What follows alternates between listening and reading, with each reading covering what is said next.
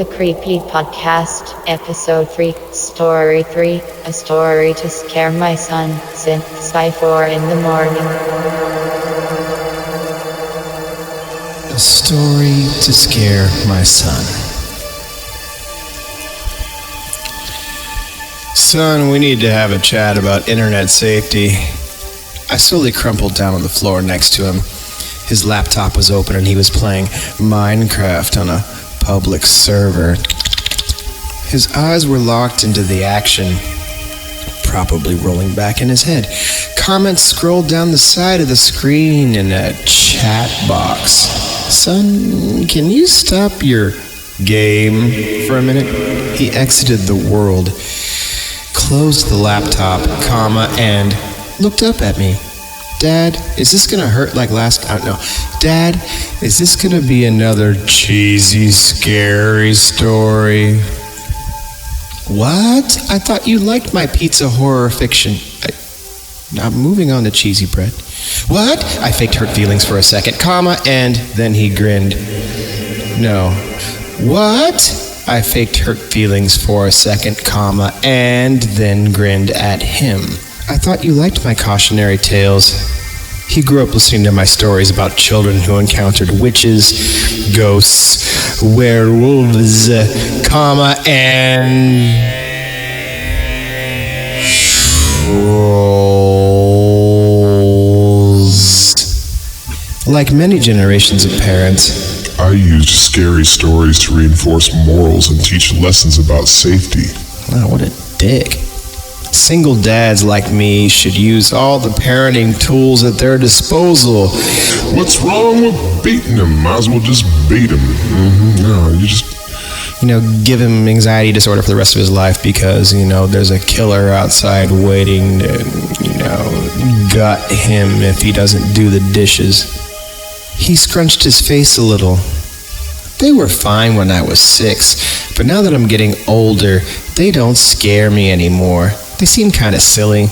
If you are going to tell a story about the internet, can you make it really scary? I squinted at him incredulously. He folded his arms. Dad, I'm 10, and I'm really a woman. Dad, I'm 10, and I hate sports. Oh, that's not what it says either. Dad, I'm 10. And I can handle it. That might be the worst one. Okay, I'll try. I began. Once upon a time. Because every time you have a scary story, it always starts with once upon a time. Is there any truly scary story that... Well, actually, I bet the original Grimm's fairy tales were kind of like that. But did they start with that? Those guys were language terrorists. They probably weren't. Once upon a time, there was a boy named Colby. His expression indicated that he wasn't impressed with the terror of the introduction. Wonder why? He sighed deeply and settled in for one of Dad's cheesy stories. I continued. The pizza oven was hot. Way too hot. And as John went to put the pizza in, his flesh dripped from his hands all over the pie. Colby went online and joined several children's websites. After a while, he started talking to other kids in his flesh dripped from his hands game and on the message boards. Hands all over the pie. He made friends with another 10-year-old boy named Hands all over the Helper 23. Helper 23. They liked the same video games and shows. They laughed at each other's jokes. They explored new games together. Like what? Hands all over the floor. Snap over the... After several months of hands friendship, Colby gave Helper 23 6 diamonds in a game they were playing. Now, is that code for something? Because that's hands a lot of diamonds. This was a very generous gift. Colby's birthday was coming up, and Helper 23 wanted to send him to a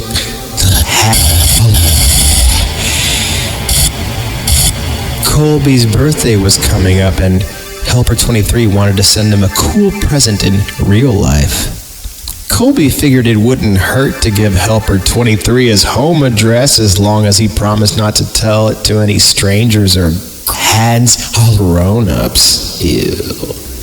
Grown-ups. Hands all... Helper 23 swore. Shit, fuck, crap, dip. No. Helper 23 swore he would not tell anyone else, not even his own parents, and set about mailing the package. I paused the story and asked my son, "Do you think that was a good idea?" Hands all over. "No," he said, shaking his head vigorously. "No."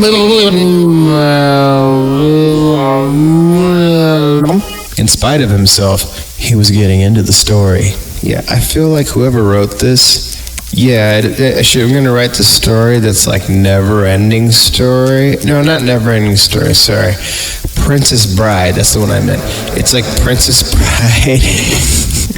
But he's like, Princess Bride should have been scary and about the internet. I'm going to read you a bedtime story. "No, Grandpa, I don't like your bedtime stories. They're old-timey." Hands all... Well, this time it's about the interwebs. So there was a poor farmer on the interwebs, and his crops were failing. Hands all... Well, this time... I paused the story and asked my son, "Do you think that was a good idea?" Do you think that was a good idea? "No," he said, shaking his head vigorously. In spite of himself, he was getting into the story. Well, neither did Colby. Colby felt guilty about giving away his home address. Maybe he just felt stupid. And his guilt began to grow. And grow.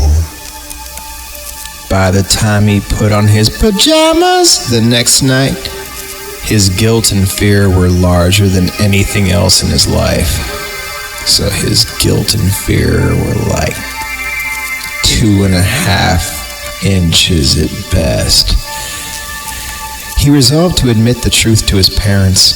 The punishment would be steep, but it was worth it to have a clear conscience. He squirmed in his bed. The punishment would be steep, but it was worth it to have a clear conscience. He squirmed in his bed as he waited for his Parents to... tuck. Okay. Sorry.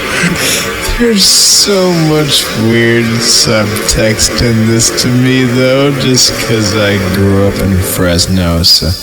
He squirmed in his bed as he waited for his parents to talk. My son knew the scary part was coming up. In spite of his tough talk, he leaned forward, wide-eyed. I spoke quietly and deliberately. He heard all the noises of the house.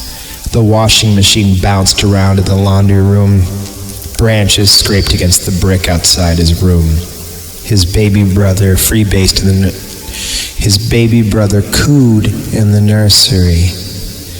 And there were some other noises he couldn't quite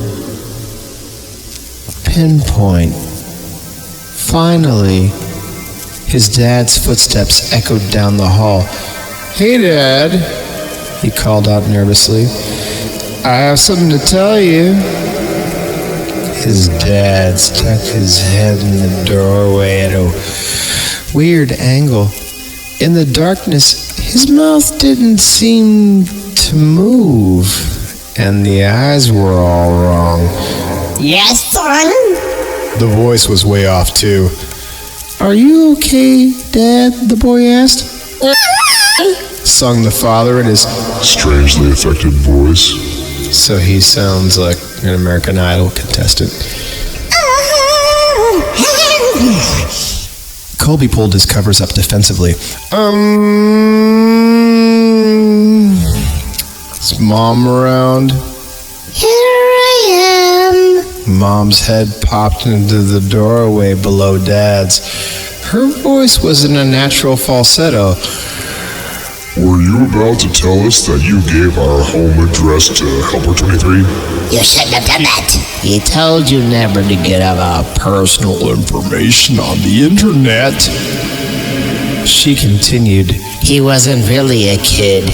He just pretended to be one. Do you know what he did?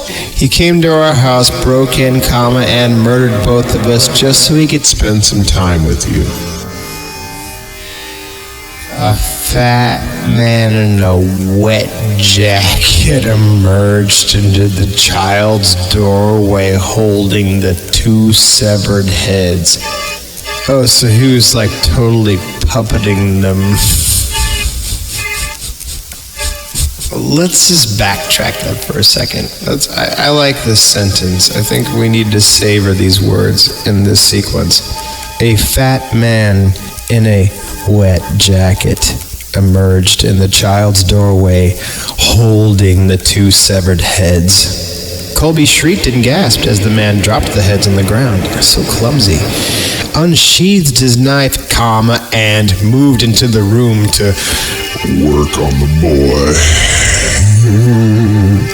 My son screamed too. He twisted his hands defensively over his face. But we were just getting started with the story. After several hours, the boy was almost dead and his screams had become whimpers. The killer turned off the non-stop barrage of American Idol and Fox News. And then began to stab the boy. After several hours, the boy was almost dead and his screams had become whimpers. The killer noticed the wailing of a baby in another room and removed his knife from Colby. Oh, that's nice of Colby to hold the knife for him. He's the real helper. This was a special treat. He had never murdered a baby before and was excited about the prospect. Helper 23 left Colby to die and followed the cries through the house like a homing beacon.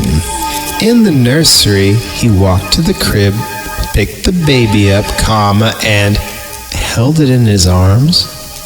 He moved towards the changing table to get a better look. But as he held the baby, the crying died down. The baby looked up and smiled. Helper 23 had never held a baby, but he gently bounced in his arms like a pro. He wiped his bloody hands on the blanket so he could stroke the baby's cheek. Hey there, sweet little guy. The beautiful rage of sadism melted into something warmer and softer. He walked out of the nursery, took the baby home, named Hands all over, named him William, and raised him as his very own all over the pub. After I finished the story, my son was visibly shaken. Between ragged staccato breaths, he stammered, My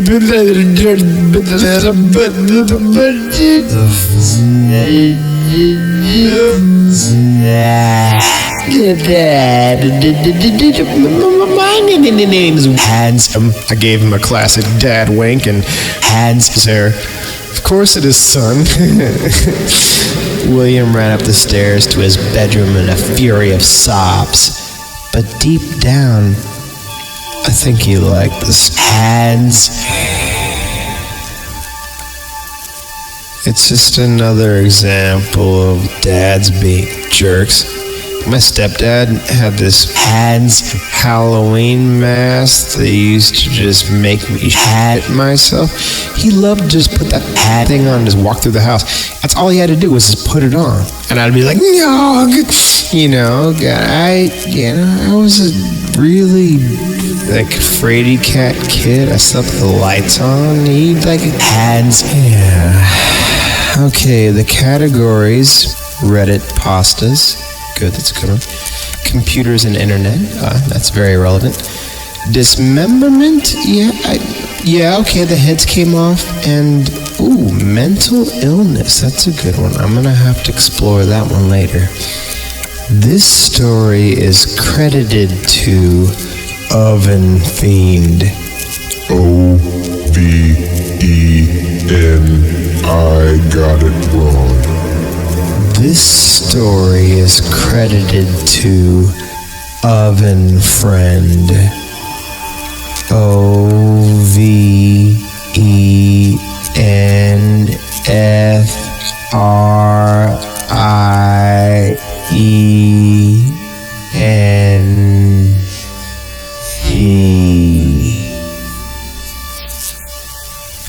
Buffalo D.